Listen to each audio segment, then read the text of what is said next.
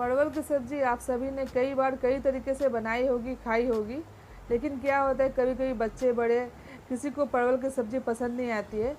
तो इन्हीं सब बातों को ध्यान में रखते हुए आज मैं बहुत ही मज़ेदार भरवा परवल की रेसिपी लेकर आई हूँ। तो ये भरवा परवल आप चाहे तो ऐसे भी रोटी के साथ खा सकते हैं, चावलों के साथ खा सकते हैं, या फिर इसे आप ग्रेवी के रूप में बनाकर भी तैयार करके खा सकते हैं। बहुत ही मज़ेदार ये रेसिपी है, तो इसे आप ज़रूर ट्राई कीजिएगा। तो कैसे हमने इसे तैयार किया है, चलिए आप वीडियो को एंड तक ज़रूर देखिए।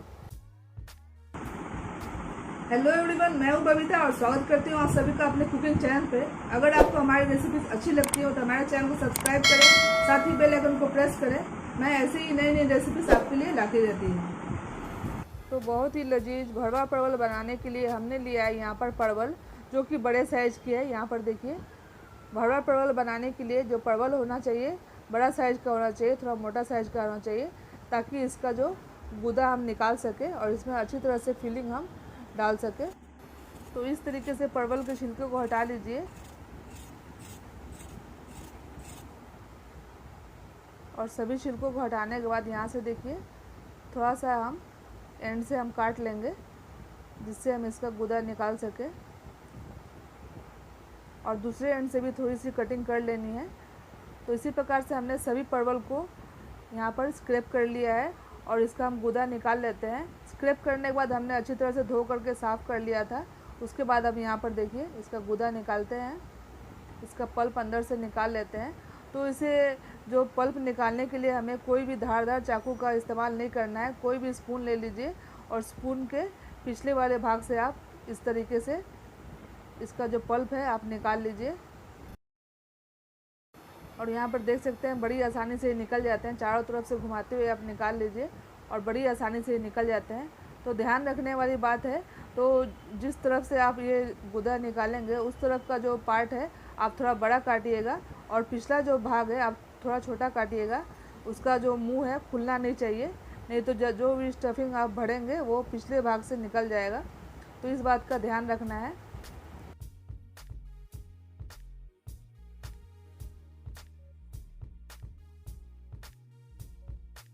तो इसी प्रकार से सभी जो गूदे हैं, सभी परवल के गूदे हम निकाल लेते हैं। तो यहाँ पर बड़ी आसानी से हमने इसके पल्प को निकाल लिया है और इसका जो एंड वाला भाग है जुड़ा हुआ है उसे हमने नहीं कट किया है। तो इस बात का ध्यान रखना है, पिछला वाला एंड जो है ज़्यादा नहीं कट करना, छोटा सा ही कट करना है। और यहाँ देखिए बड़ी अच्छी से हमने इसके पल्प को निकाल लिया है। इसी प्रकार से सभी परवल के पल्प को हम निकाल लेते हैं।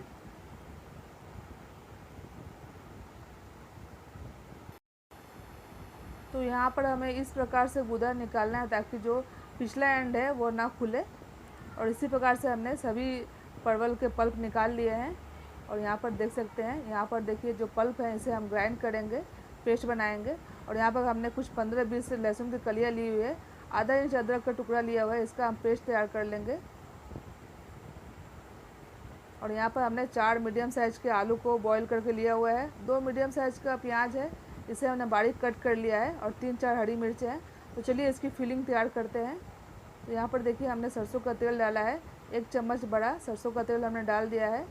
हरी मिर्च और प्याज डाल देते हैं, करीब 1.5 प्याज हम यहाँ पर डाल देंगे बारीक कटा हुआ, और हाफ कटा हुआ प्याज हम रख लेंगे इसे हम ग्रेवी बनाने के लिए। तो प्याज और हरी मिर्च को हमें सुनहरा होने तक भूनना है। एक बार प्याज और हरी मिर्च अच्छी तरह से भून जाए उसके बाद से सभी मसाले हम डालेंगे। तो आप चाहें तो आलू की स्टफिंग ना करके पनीर की स्टफिंग भी आप कर सकते हैं परवल के अंदर। तो यहाँ पर प्याज गोल्डन हो चुका है। 1 टेबलस्पून हमने अदरक लहसुन का पेस्ट डाल दिया है, इसे भी हम कच्चापन ख़त्म होने तक भून लेंगे। अब डालते हैं 1 टेबलस्पून जितना धनिया पाउडर, हाफ़ टेबलस्पून हल्दी पाउडर और हाफ़ टेबलस्पून लाल मिर्च का पाउडर। तो अदरक लहसुन का कच्चापन निकल जाने के बाद हमने सभी सूखे मसाले डाल दिए हैं। सूखे मसाले भी 1-2 मिनट भूनने के बाद यहाँ पर डालेंगे हम परवल का जो गूदा हमने निकाल करके रखा हुआ था और उसका पेस्ट जो हमने तैयार किया है उसको डालकर हम भूनेंगे। ये परवल का बीज का पेस्ट है, तो इसे हम डाल करके भून लेते हैं, अच्छी तरह से भून लेते हैं। इसका कच्चापन निकल जाए तब तक इसे भूनना है।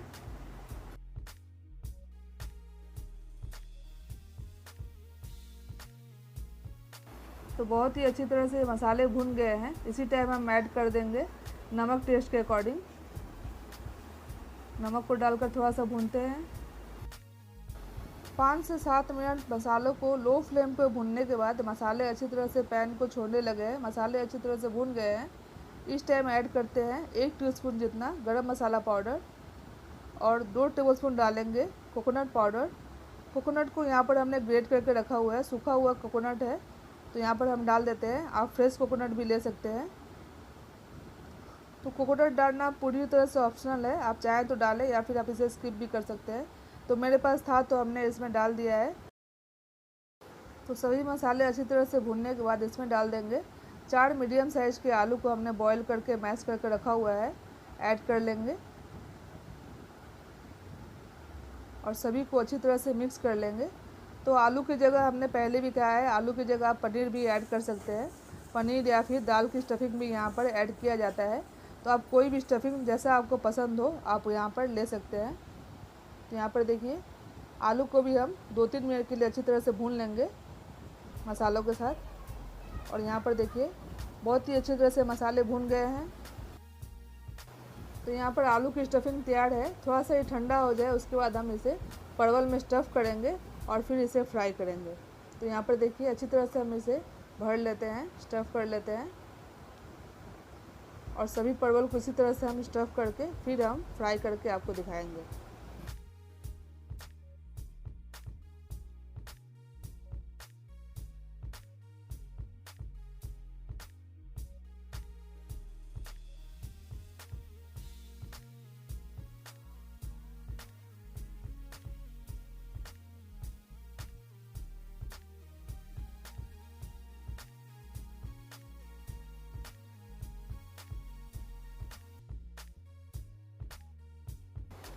सभी परवल यहाँ पर स्टफ़ हो चुके हैं।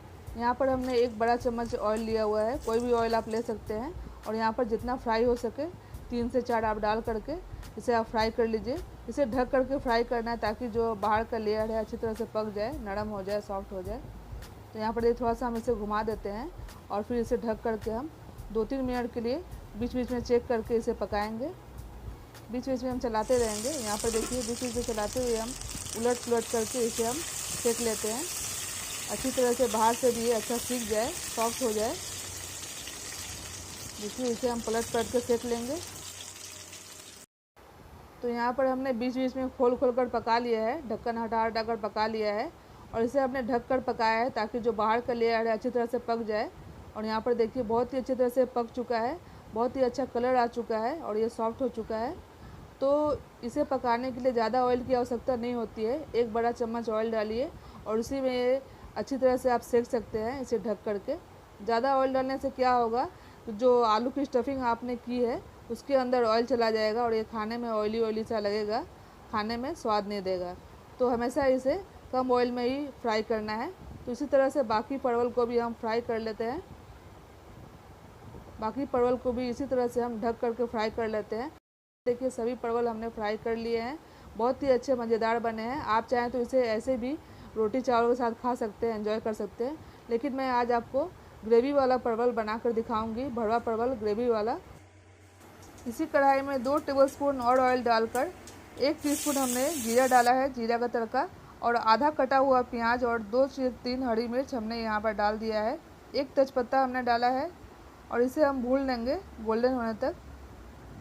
तो यहाँ पर हम भरवा परवल के लिए ग्रेवी तैयार कर रहे हैं।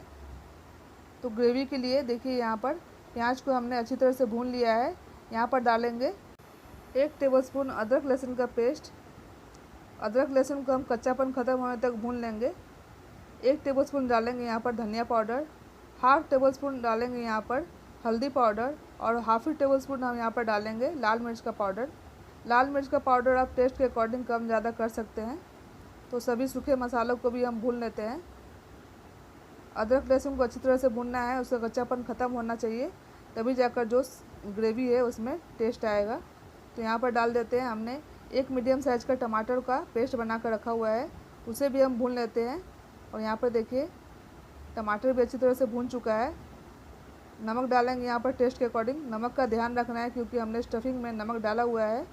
और यहाँ पर डालेंगे 1 टीस्पून गरम मसाला पाउडर। मसाले अच्छी तरह से भुन चुके हैं और यहाँ पर देखिए डालेंगे यहाँ पर हाफ़ कटोरी जितना पानी, जितना हमें ग्रेवी चाहिए। तो इसमें ज़्यादा ग्रेवी नहीं रहती है, ग्रेवी की थिकनेस के अनुसार हमें यहाँ पर पानी डालना है। और ग्रेवी को हम यहाँ पर लो फ्लेम पर 5 मिनट के लिए पकाएंगे ढक करके। उसके बाद ग्रेवी पक जाए तब यहाँ पर स्टफ्ड परवल डालेंगे। तो यहाँ पर 5 मिनट के लिए ग्रेवी हमारा पक चुका है। जो भरवा परवल है यहाँ पर डाल देते हैं।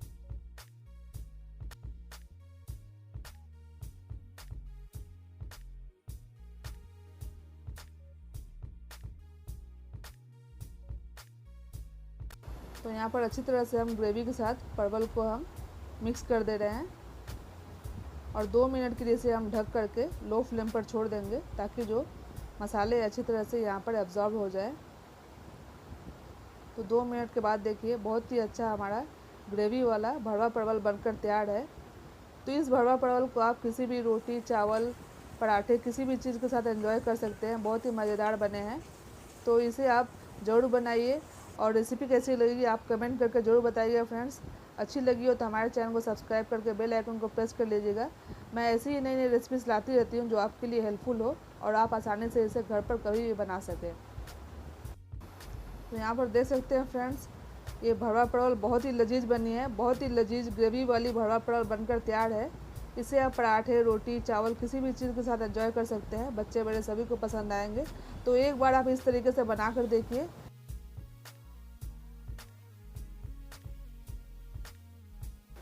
तो कैसी लगी आप लोगों को ये भरवा परवल की ग्रेवी वाली रेसिपी? तो इसे आप ज़रूर बनाइए, ट्राई कीजिए और कमेंट्स हमारे साथ शेयर कीजिए कैसी लगी आपको ये बनाने के बाद। तो फ्रेंड्स मिलते हैं अगले नए रेसिपी के साथ अगले वीडियो में। तब तक के लिए जय हिंद, जय भारत।